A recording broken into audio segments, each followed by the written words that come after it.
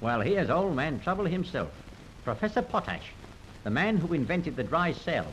He ought to be locked up in one. This is his daughter, Anemia. She powders her face with camphor to keep the moths out of her antimacassar. Now, the Potash family live in style. They've got a chef who minds his P's and Q's, and a chambermaid who minds her own business. Now they're going to take on Charlie as the second cook, first bottle washer, and the third washout they've had this week. The chef, Signor Gorgonzola, the champion cheese cutter, doesn't seem to like the look of Charlie and wags a wicked sausage at him. Yeah, but wait till he finds a stick stuck in the dough. He won't stick it any longer. He doesn't want any stick, because his dough sticks up for itself. Yeah, and Charlie won't get any dough from him either.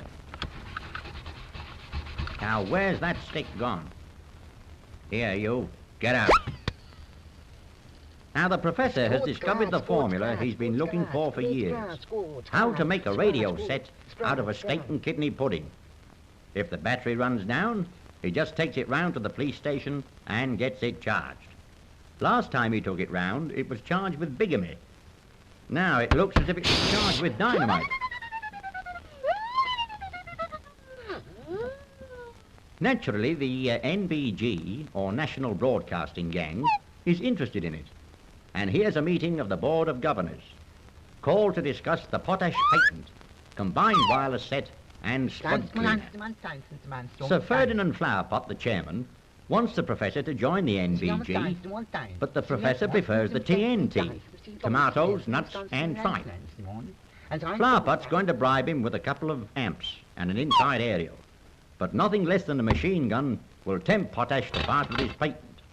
In the meantime, Charles has been put to the test and has won the Ashes.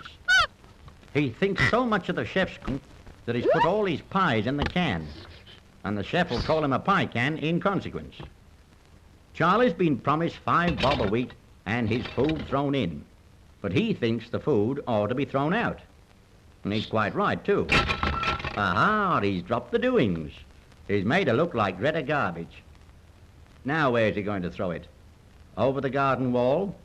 Or what do you think? No. All over the boss of the NBG. He's got fat stock prices all over his frontispiece. Back in the kitchen, Charlie's in trouble again. He's always in trouble. Soon he'll be in the family vault. A kick in the pants and the pantry at the same time. According to the weather forecast, the outlook is extremely unsettled. I'll say it is, and it's wet and windy as well. Sloppy Sarah, the skivvy, is feeling the effect of the deep depression that has spread over the kitchen since Charlie's arrival. Now he's going to join in. Well, they'll feel better when they've got all that water out of their systems. Enter Flowerpot. He's a very big pot, too. Completely pots. He wants the chef to cut the cheese in the children's hour. Yeah, the poor old chef, he's always in a stew. He's either simmering with rage or boiling over with bad temper. If his pastry was only half as crusty as he is, it'd be worth eating. Yeah, now there's more trouble. And still the fight goes on. Yeah, and now Flowerpot's going to get something now. That's right, an SOS. A slap on the snitch. He'd better try another station. I'm afraid Charlie won't linger in the larder much longer. He can never keep a job for more than 10 minutes. Just because he helped a maiden in distress, the chef's going to cook his goose for him. I must get out of this place. Where's the professor? Oh, I am annoyed. Yeah, folks, I'm afraid the fat will soon be in the fire. Charlie's going to get the stuffing knocked out of him. Yeah, the chef's going to take a cut off Charlie's joint and then come back for the 2 vets.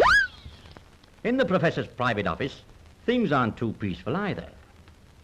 Flowerpot's counting up the jam jars, but Potash won't sell his patent for any Flowerpot, even if he is the biggest noise for the NBG. Quite right, Professor. Throw him out. He's a bad egg. Yeah, let him be relaid. Exit Flowerpot showing great indignation and a portable set of suspenders. You'll hear from my solicitors, that's what you'll do. Scram. Well, well. Charlie's lost his job, but he's clicked for a cigar. A real Flordy dustbin. It's just as well we